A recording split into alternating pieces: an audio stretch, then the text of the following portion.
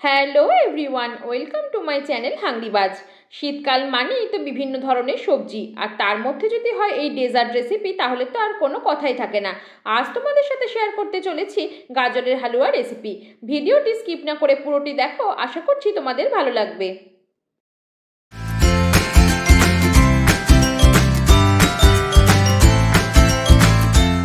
রান্নার জন্য লাগছে এর মূল উপাদান গাজর। প্রথমেই গাজর ভালো করে ধুয়ে পরিষ্কার করে ছাড়িয়ে রেখেছি। এরপর গ্রেটারের সাহায্যে ভালো করে গ্রেট করে নেব।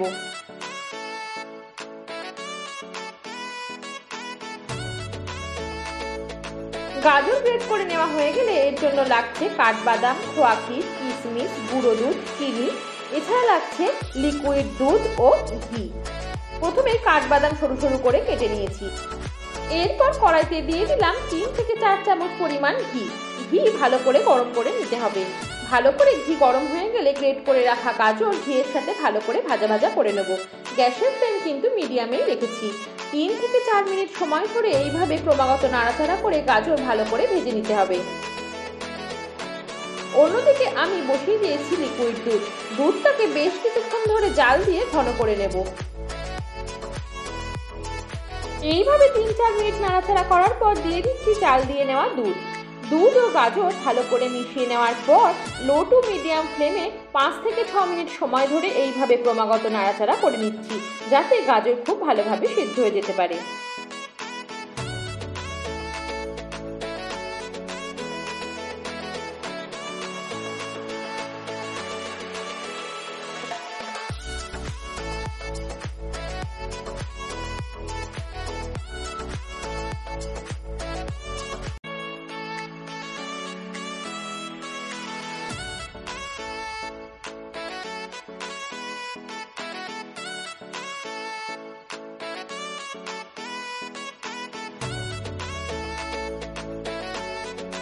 এখানে কিন্তু আমি কোনো রকম ইয়েলো ফুড কালার কিংবা হলুদের ব্যবহার করিনি।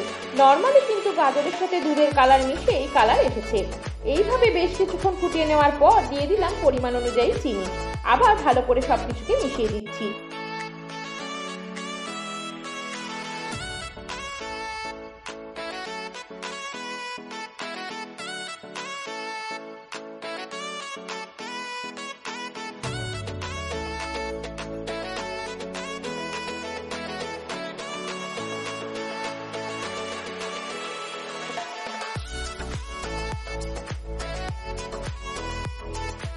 দিয়ে দিচ্ছি 4 থেকে 5 চা চামচ পরিমাণ গুঁড়ো দুধ। গুঁড়ো দুধ দিলে কিন্তু এই গাজরের হালুয়া আঠালো হবে এবং খেতেও খুব ভালো হবে।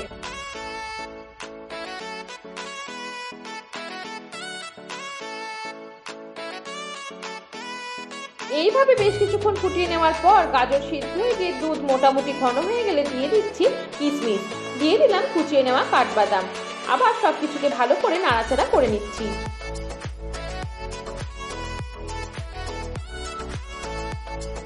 এরপর দিয়ে দিচ্ছি গ্রেট করে রাখা খোয়া ক্ষীর। খোয়া ক্ষীর দিলেও কিন্তু গাজরের হালুয়ার স্বাদ খুবই ভালো হয়। এটা অপশনাল, চাইলে তোমরা দিতেও পারো, আবার না থাকলে নাও দিতে পারো। এইভাবে সবকিছুকে আবার ভালো করে মিশিয়ে নিচ্ছি।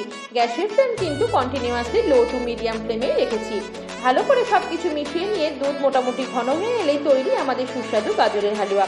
শীতকালে কিন্তু এই গাজরের হালুয়া খেতে খুবই ভালো লাগে। এখন সারা বছর গাজর পাওয়া গেলেও শীতকালে কিন্তু এর স্বাদ একটু বেশিই থাকে।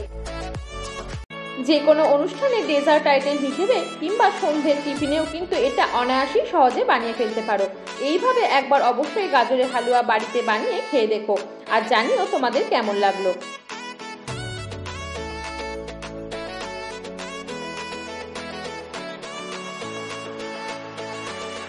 এইভাবে নাড়াচাড়া করতে করতে দুধ ঘন হয়ে গিয়ে গাজর সেদ্ধ হয়ে গেলেই তৈরি সুস্বাদু গাজরের হালুয়া।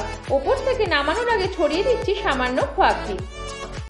তোমাদের করা একটি লাইক ও কমেন্ট আমাকে নতুন নতুন ভিডিও বানাতে ইন্সপায়ার করে। তাই যদি ভিডিওটি ভালো লাগে অবশ্যই একটি লাইক করো এবং কমেন্ট করে জানিও কেমন লাগলো আর কোন ধরনের ভিডিও তোমরা দেখতে চাও। আমার যে সকল বন্ধুরা হাংরিবাজ চ্যানেলটি অলরেডি সাবস্ক্রাইব করেছো তাদের অনেক অনেক ধন্যবাদ। আর যারা এখনো চ্যানেলটি সাবস্ক্রাইব করোনি তারা অবশ্যই হাংরিবাজ চ্যানেলটিকে সাবস্ক্রাইব করে পাশে থাকা বেল আইকন অল প্রেস করে দিও, যাতে যে কোনো ভিডিওর নোটিফিকেশন খুব সহজেই তোমাদের কাছে পৌঁছে যায়। ভিডিওটি পুরো দেখার জন্য অনেক অনেক ধন্যবাদ।